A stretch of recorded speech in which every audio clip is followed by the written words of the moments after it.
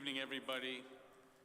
I'm Vice Chairman Sadi. The chair will not be here this evening, so I'll be running this meeting. If we could all stand for a pledge of allegiance and a moment of silence, please.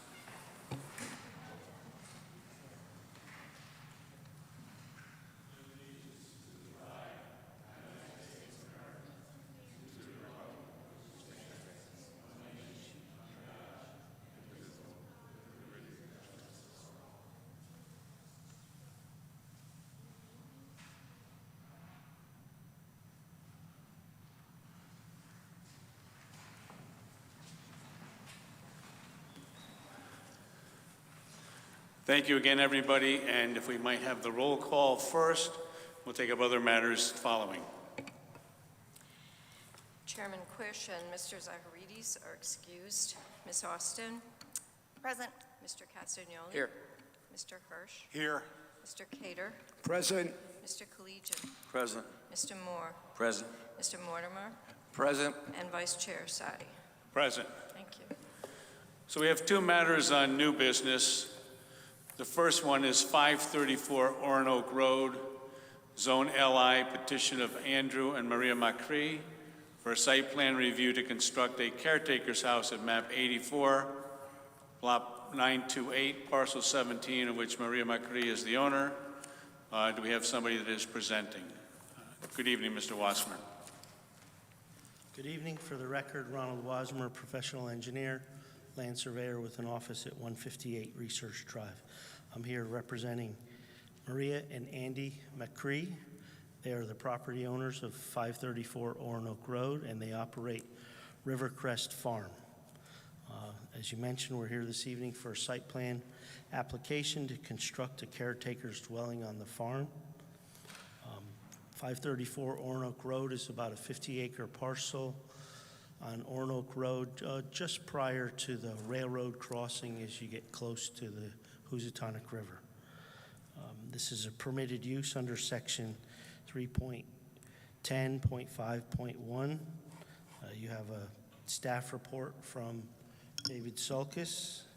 There's also a review from the health department because this property doesn't have a sewer, so the house will be on a septic system, and we have a review from the city engineer. The applicants will adhere to the city engineers and the public works recommendations. David has put the plans up on the board. You'll see an existing house, which is where Andy and Marie live, and there's quite a few farm buildings around. So they run a CSA farm here. A lot of Milford residents participate, and they're going to build a second residence on the property as a caretaker's house for an employee of the farm. And that's pretty much it in a nutshell. Be happy to answer any questions. Thank you, Mr. Wasserman. Are there any questions at this point by the members of the board? I look first to my left. Seeing none, any to the right? Yeah, just one.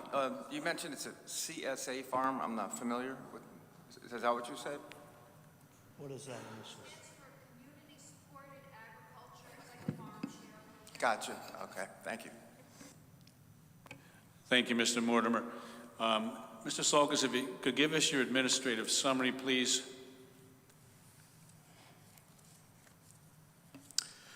The applicant is proposing an accessory dwelling for the existing farm use as allowed under section 3.10.5.1, which allows caretaker facility accessory use in conjunction with the principal use. In this application, the principal use is an existing farm and dwelling unit. The proposed caretaker's dwelling is zoning compliant and will have a septic system. Thank you, Mr. Sulkis. I appreciate that report, but if you could just follow up, because you used the term accessory, does this apply to our recently changes to the ADUs? No. And could you explain very briefly why not? Because this property is located in an LI zone and residential uses are actually prohibited with the exception of having what's called an accessory dwelling for a caretaker or a watchman, something like that. So in this case, it's a farm is the principal use, and the house is for a farm worker, which makes it an accessory use. Thank you, Mr. Sulkus. Does any members of the board wish to either ask questions of anybody or make any comments? I look to the left, I see no interest at this point, and to the right. Then I'm going to close this particular portion of new business, and I would listen to a motion. I was asking Ms. Austin to make the motion if she wishes to. I make a motion to approve as presented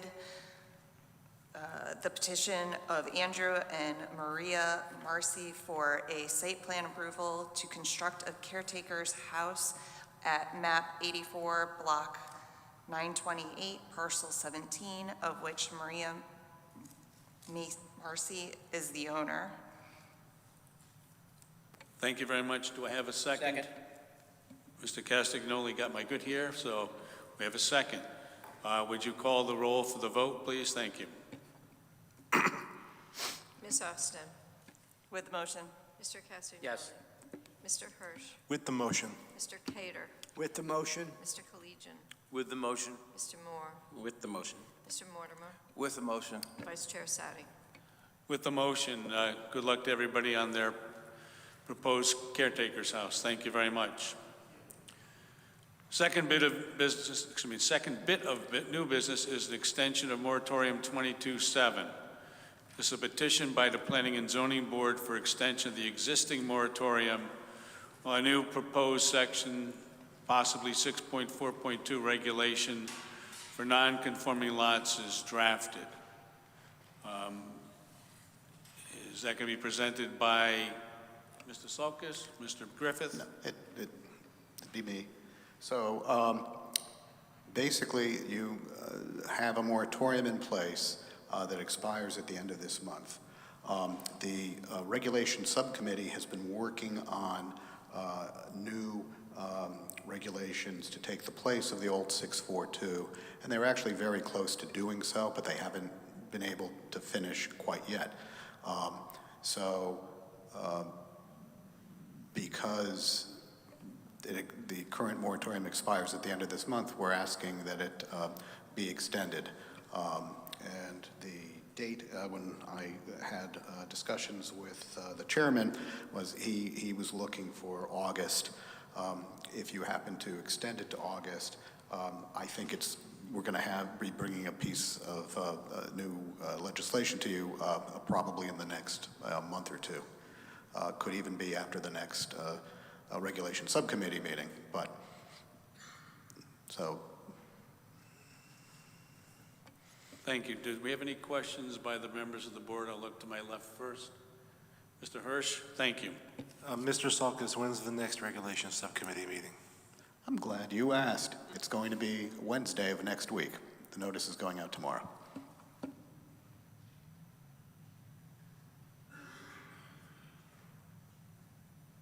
Thank you. Be to the right here. No, thank you. From me, Mr. Sulkus, how many extensions have we already approved on this particular issue?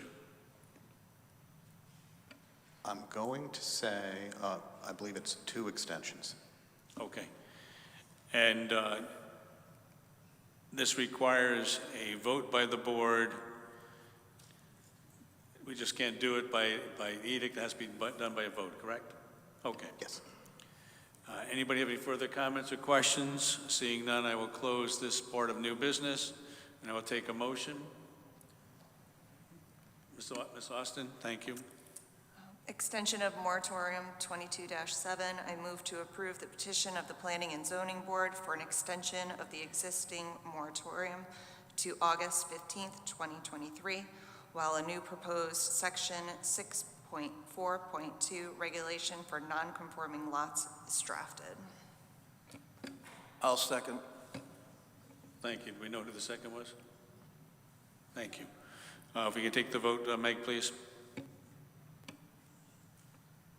Ms. Austin, With the motion. Mr. Castagnoli. Yes. Mr. Hirsch, Against the motion. Mr. Cater, With the motion. Mr. Collegian, With the motion. Mr. Moore, With the motion. Mr. Mortimer, I am with the motion. Vice Chair Sadi. I'll be abstaining from the vote on the motion.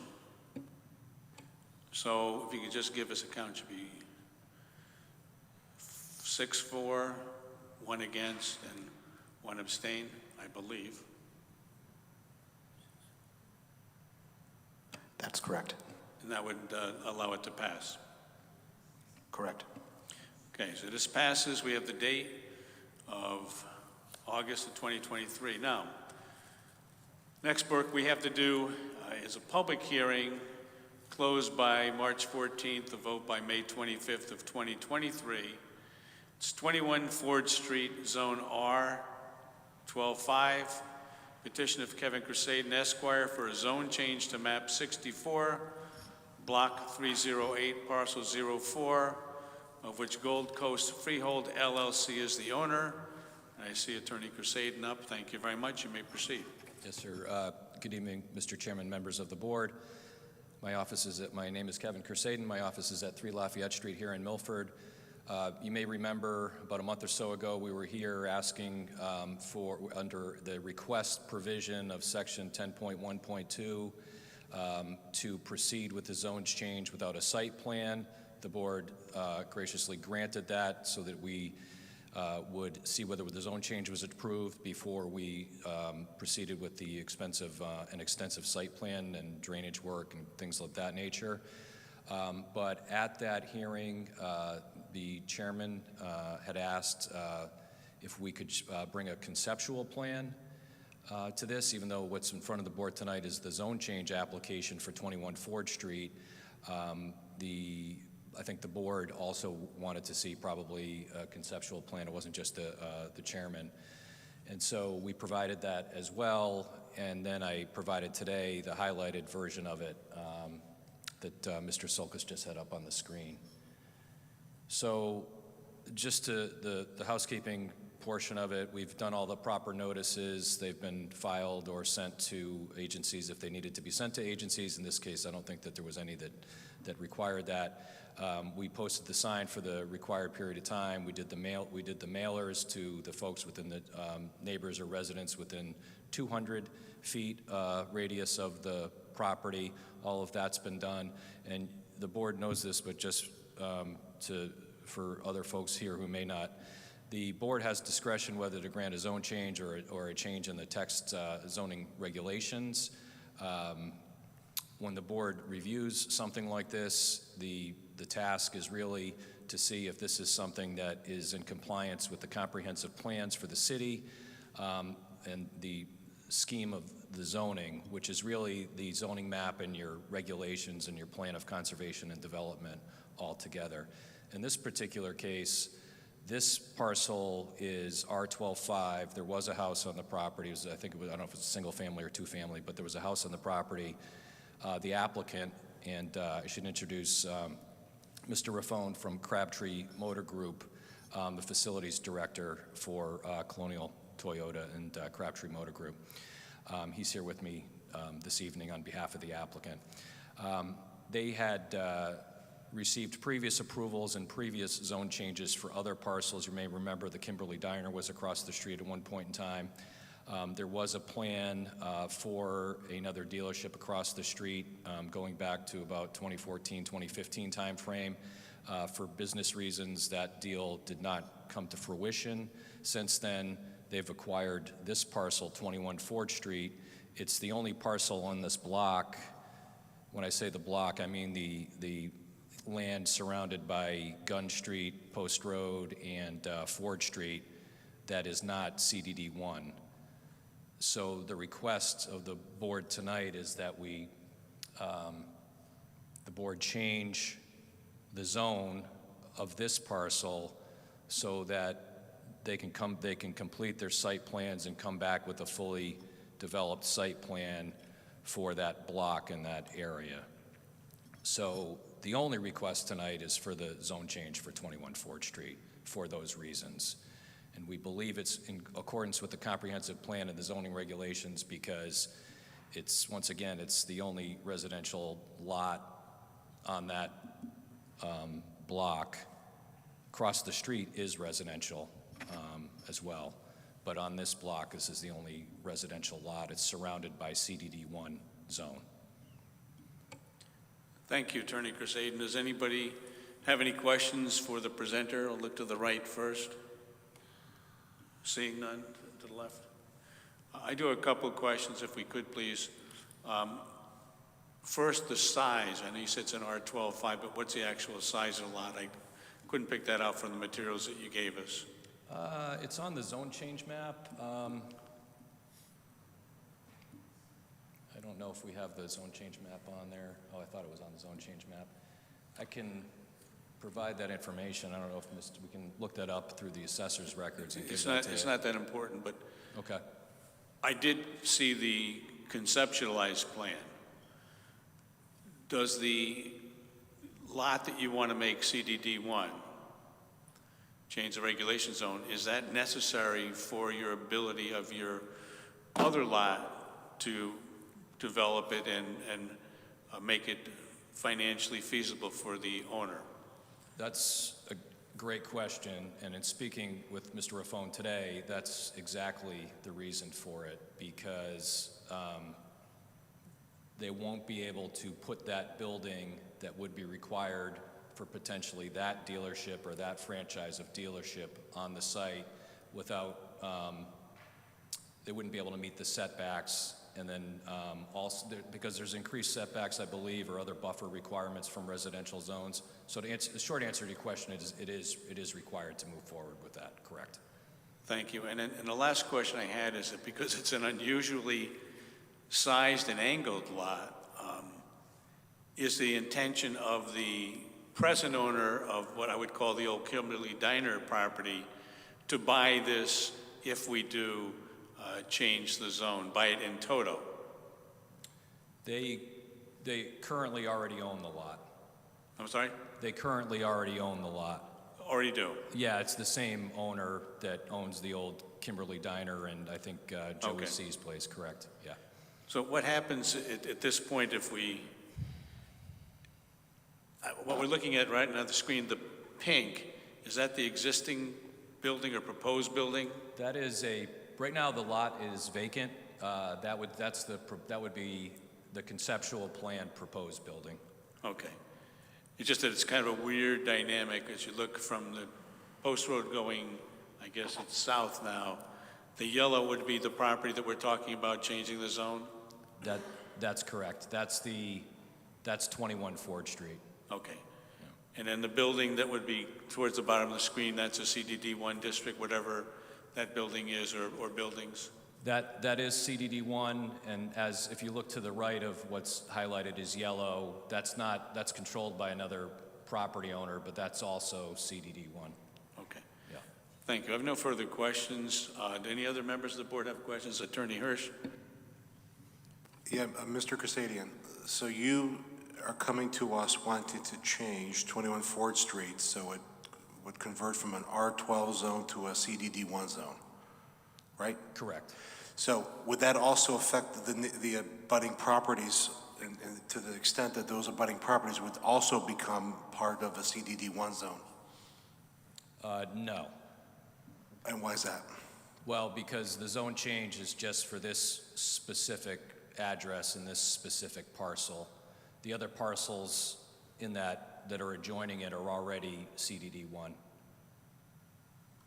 So for example, I think it's 17 Ford Street. Is that also, is that currently a CDD1? Correct.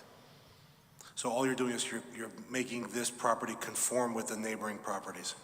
Yes, that's correct. For further clarification, Yeah. the properties across the street are R12, and those are residential. But on this side of the street, in this block, it's all CDD1. Okay, so all we're doing is we're limiting the scope of the extension of or the change of the zones from an R12-5 to a CDD1. Because my concern is if we extend it too far, then the abutting properties then would become part of a CDD1 zone. That's not what the request is, and so Yeah. I just want to clarify something. So when you look at this map, this is the zone change map, and it has the dashed lines that's a 200-foot radius, the interior dashed, kind of circle, And then the larger one is a 500-foot radius. That's for notice purposes for this public hearing. And so the 200-foot radius, in addition to a sign being posted on the property, we're required to mail notices to neighbors by certified mail to make sure they can come and be heard if they want to. So we're not extending the zone out that far. The only zone change is that 21 Ford Street right there. So I didn't know if there was maybe some, that might be misleading when you look at that map. Right. Thank you for clarifying. Yeah, thank you. Mr. Cascarino? Mr. Chairman, so the pink area on the previous map, not this one, that pink area represents the entire lot and the building you want to put up? No, that just represents 21 Ford Street. Oh, that's just 21 Ford Right, Street. so if you, as I'm looking at it right now, if you look to the right of it, well, now it's to the left of it, that's the, So, that would be the entire lot. so Ford Street is running down to the right side? In this one, Ford Street's running up on top, and then on the left is Gunn Street, and then on the bottom is Boston Post Road. Okay. All right, thanks. Sure. Mr. Mortimer, did you have a question? Thank you. Yes, I just, you're planning to put a building there, or is this additional parking? What is? So this conceptual plan shows parking spaces with a corner of the building in it. Now, for fairness to the applicant and the board, if the zone change is approved and they bring back in a special permit site plan application,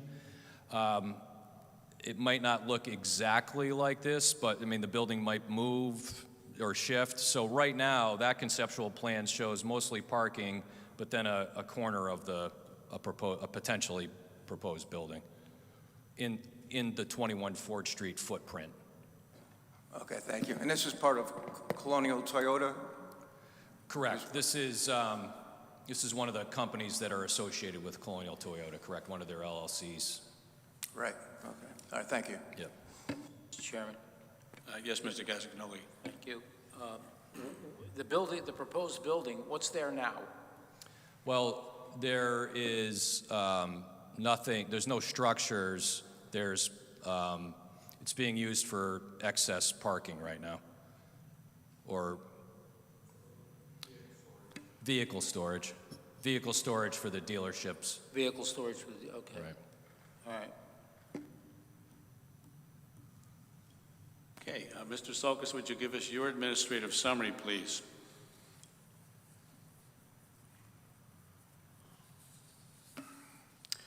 The applicant is proposing to convert the last parcel on its block from R12.5 to CDD1.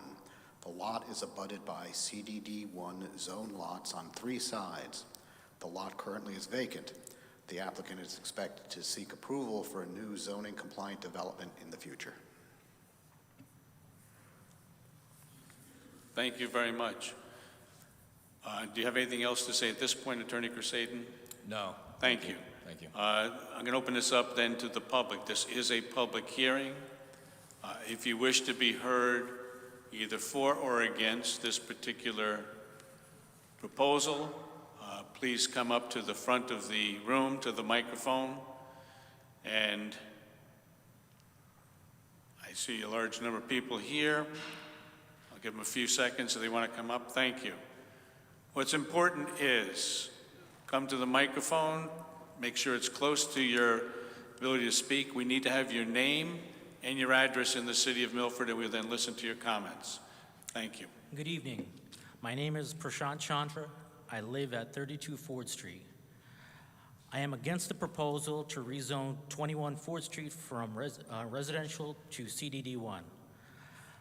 In 2014, many residents on Ford Street and Gunn Street and Peck Street were at the zoning meeting concerning a similar situation in which the owners wanted to rezone other properties on Ford Street from residential to commercial. In that meeting, we expressed our concern that commercial traffic would use Ford Street to exit and enter. There would be excessive commercial traffic on Ford Street, Gunn Street, and Peck Street, and that traffic would endanger children walking on the streets. The owners promised to leave a portion of the properties residential in perpetuity to lock out commercial traffic from coming onto Ford Street.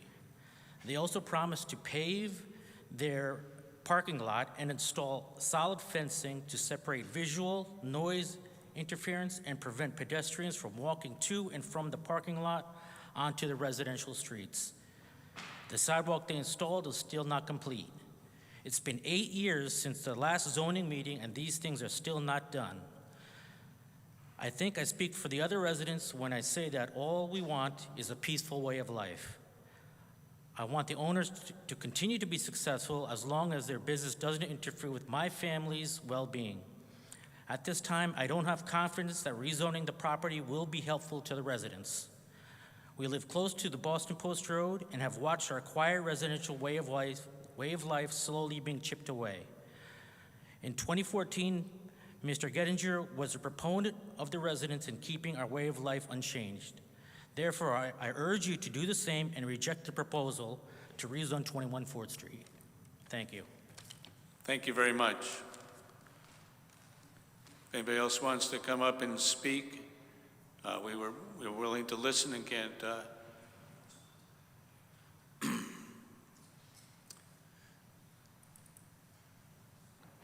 Okay.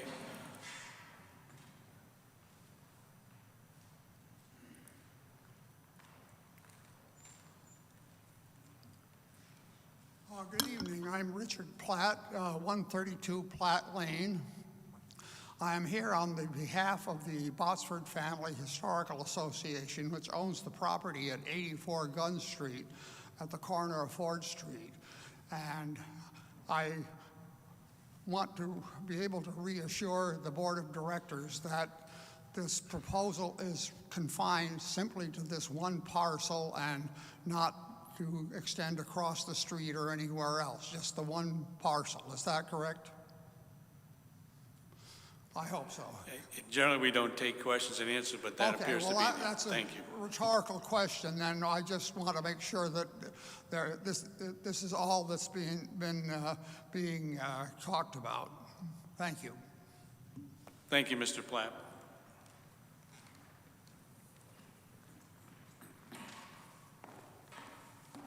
Good evening. My name is Mary Ito.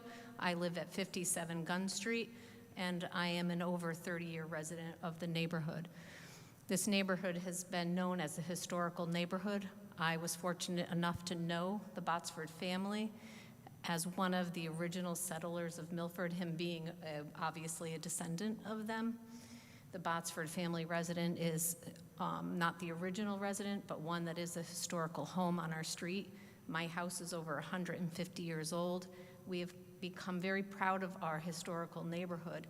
However, I am concerned about the development that is happening at the top of Gunn Street and Peck Street, and I'm also concerned that we have been gradually encroached on by the commercial property. Those were residential homes at one time. In fact, the original Botsford homestead was right on the corner of Gunn Street and the Post Road. At one time, it was a log cabin, if you go back in history. And I know time changes and things change, but I am worried about the development of that property and that we are gradually seeing that neighborhood being chipped away and becoming more commercial. And so I just would like to reinforce the sentiment that my neighbor, Mr. Chandra, shared, and one of the members of the Botsford Association. So I do oppose the progress that Crabtree is trying to make on that property. Thank you. Thank you very much. Does anybody else wish to come up and speak either for or against this particular proposal?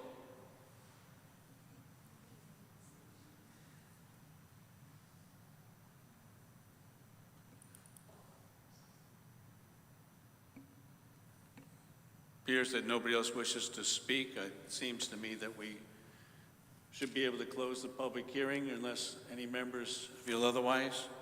I'm sorry, excuse me, I didn't realize.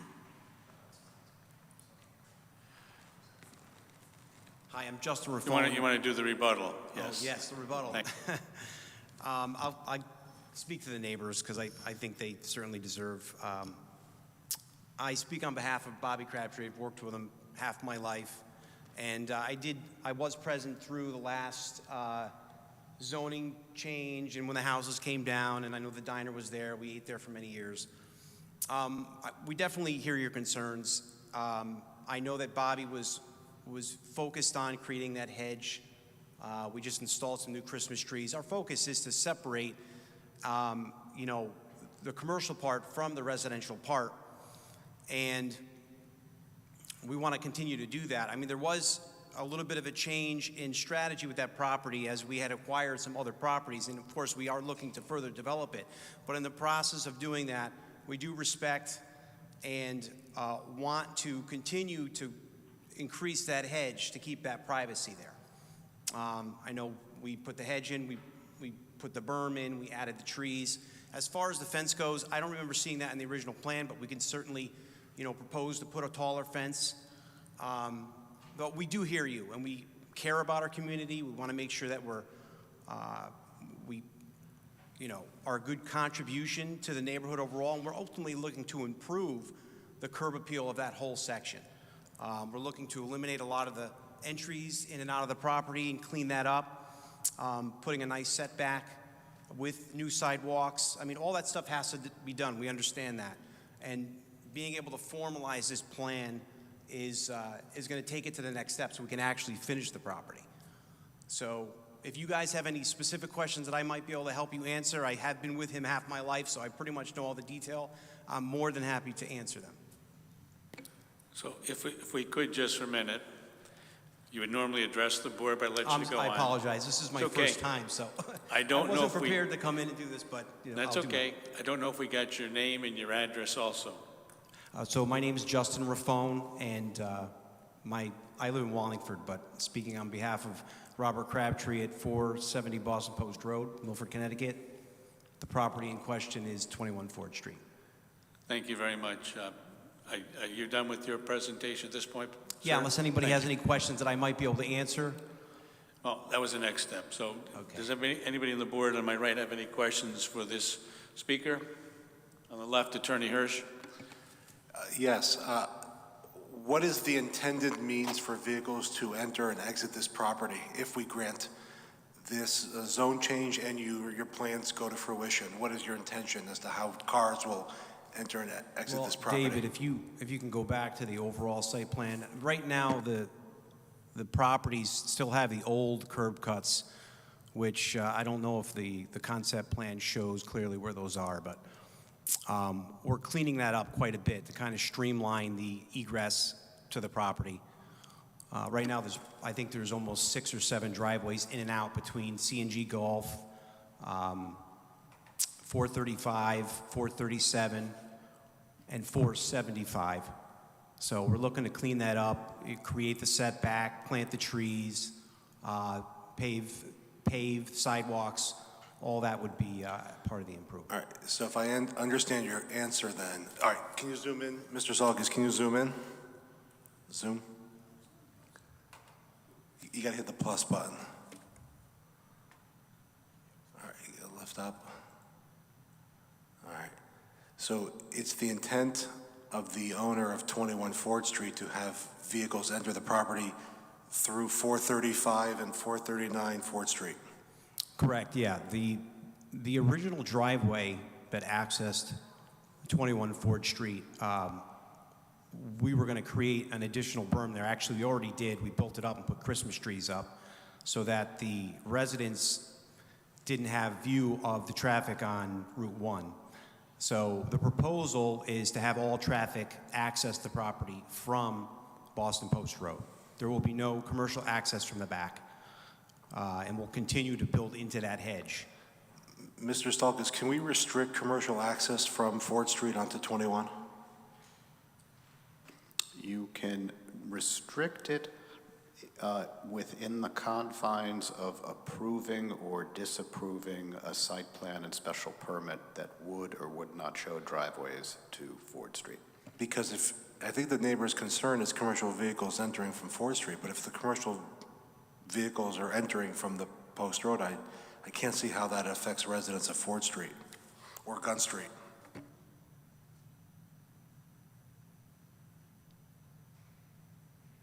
Okay. What I do have, just so we can have the record established, on the screen, and I will go to Mr. Sulkus because I believe he put this up. This appears to be a schematic that came from the papers from Attorney Kersaden, through Mr. Sulkus. Yes, this is one of the items that was submitted. This shows the 200-foot radius Yeah. for notification. It also is showing, obviously, buildings that aren't there anymore, number 11, That's 17. correct. So Yeah. when we enlarge the picture, if you would do so, please, and have the intersection of Ford and Gunn, on that document, there appears to be 17 and 11. Those apparently have been knocked down some time ago and taken over by Crabtree. Is that correct, Mr. Sulkus? That is correct. Okay. Thank you. No further questions of that speaker. Attorney Kersaden, we'll listen to you if you have any final comments. Thank you. Yes, I would like to, thank you, Mr. Chairman. I'd like to answer Mr. Platt's question, which I believe is just limited to 21 Ford Street. And again, it is just limited to 21 Ford Street. There's no other plans for anything else. There's no other application pending or anything like that.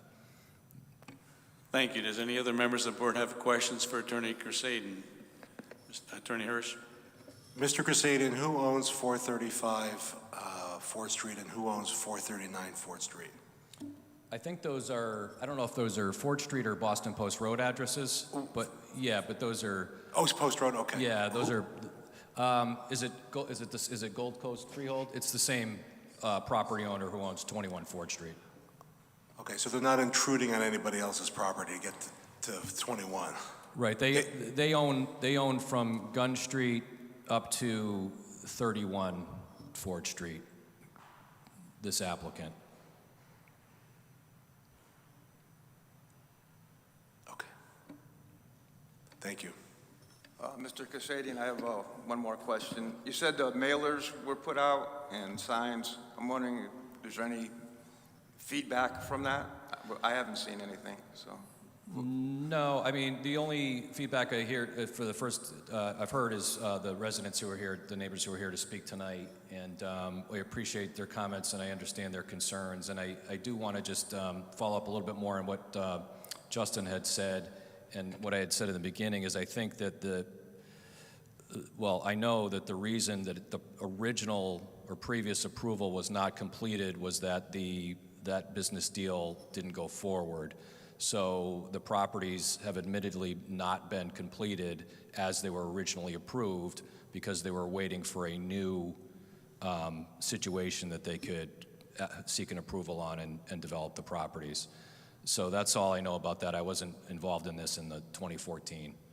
But I know that from speaking with Justin and Mr. Crabtree that at least from what I've seen, they would really like to engage the neighbors and answer their questions and their concerns. Okay. And if I'm hearing you right, there isn't going to be any traffic coming out of that parcel onto Ford Street? Or is this The conceptual, up in the air? yeah, the right now it does have, I don't know if it's all bermed with trees, newly planted trees, or, yeah, it's all bermed with trees, so there's no curb cuts or driveways, and the conceptual plan, as has been stated already, would call for traffic to enter from the Post Road onto the site. So right now, there's no access there because of the trees? And that's going to continue to be the case? No access, yeah, you can't access any of the properties from Ford Street. Yeah, at the moment, but, Well, here, why don't you? Yeah, all the properties that run along Ford Street, all the old driveways were discontinued, and we built a berm, I would say, 3 to 4 feet high, and then put big trees on top of that. So, we respect the fact that you don't want to be able to feel like there's any commercial activity going on. So we're trying to create that screen. for sure. I understand this isn't the site plan. I'm just, at this point, you aren't considering traffic going out of there, out of that parcel? There will be no Onto Ford traffic, Street. no traffic going from 21 Ford to Ford Street now. Okay, thank you. No, and just the addition of that parcel, it doesn't prohibit us from building a building, but it does let us build one a little bit bigger, as we do have, the abutting properties have been converted to commercial. Okay, thank you. No further questions.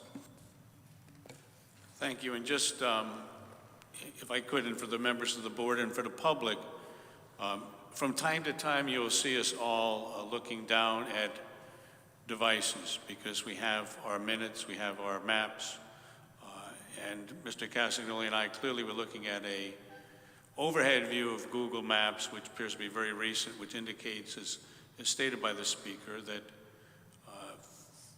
Ford Street has trees shown in the most recent map. That's when I asked the question of during Attorney Crusaden's presentation to Mr. Sulkis.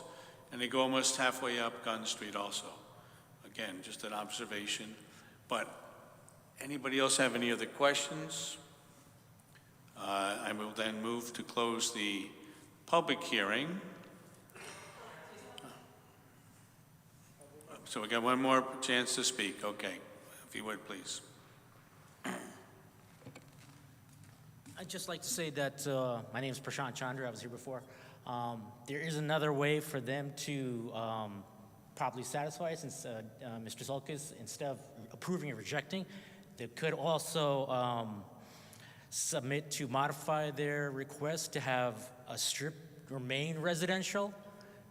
That way they won't be able to cross over. I mean, all these theoretical plans are all theoretical until they really do it.